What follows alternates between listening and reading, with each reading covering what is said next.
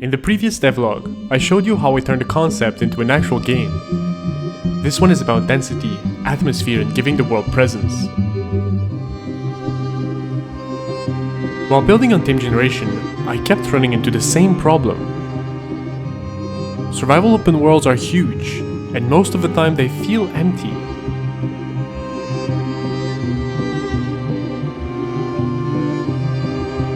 As a player, they might look impressive, but they rarely ask anything of you. So instead of building a bigger world,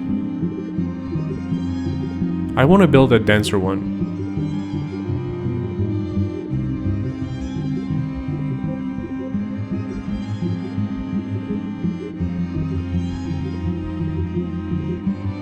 In this devlog, I'll show how I designed a small area to feel dense, deliberate, and alive.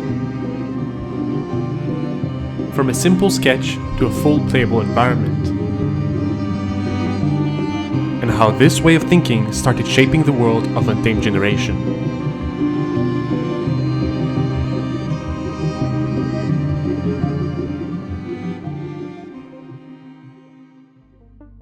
Over the years, I've spent hundreds of hours in open worlds.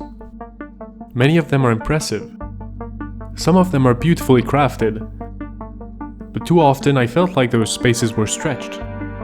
There was a lot to see, but very little to engage with. When I started working on this map, I realized that exploration isn't just about moving from point A to point B. Exploration is a decision problem. One where every choice trades risk for reward. Do I keep moving forward, or do I stop and exploit what's nearby? That question became the foundation of this map. Once the concept was clear, I moved on to the layout. I wanted an area that feels deliberate, but still natural. To translate that idea into level design, I structured the space in layers. A main path pushes exploration forward, secondary locations that reward stopping and searching, and obstacles that delay gratification. Exploration here isn't about distance and scale. It's about micro decisions. I had already built temporary landscapes before, so instead of starting from nothing, I reused materials from earlier prototypes to establish a base environment. The first real anchor of the map was the main structure, a log cottage. Early on, I committed to a modular construction approach. Not just to save time, but to build a system I could rely on later.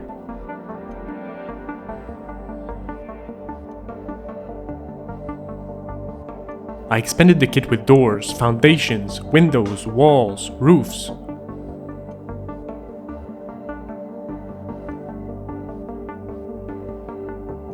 The result felt coherent.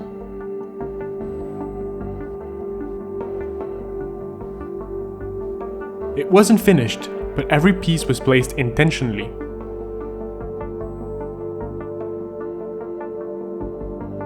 To ground the scene, I added trees and basic vegetation, just enough to stop the environment from feeling abstract.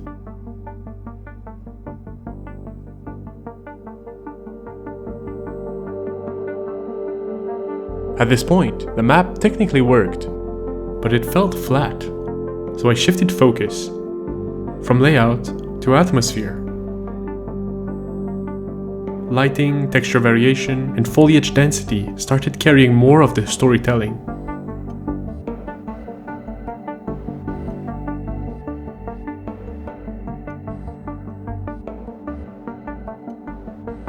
And once the foundation was in place, execution became easier. I began creating interactive assets, furniture, tables, items, props. But that led to a new problem. I had assets, I had atmosphere, but I didn't yet know how to place them in a way that felt natural. This was my second real attempt at designing a scene from the inside. To work around that, I started with references. Once the first object was placed, the rest of the space began to organize itself. And that's when the environment changed. It stopped feeling like an isolated house. It became a family home, a place abandoned in a rush. No time to declutter, left exposed to time and wildlife.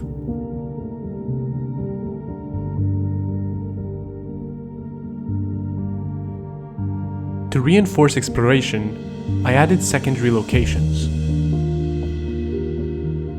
Shacks, a campsite, 2 storage buildings. Each one was placed for a reason. Each one suggested the player to stop, look, and decide whether it's worth scavenging. And just like that, this area started as a simple sketch, and it became a dense, playable space. An important question I keep coming back to isn't how the game looks, but how it feels to play it. To explore that, I put together a short gameplay recording. It's still very early and far from perfect, but I think it conveys the atmosphere and gives a concrete sense of what exploring Untamed Generation might feel like.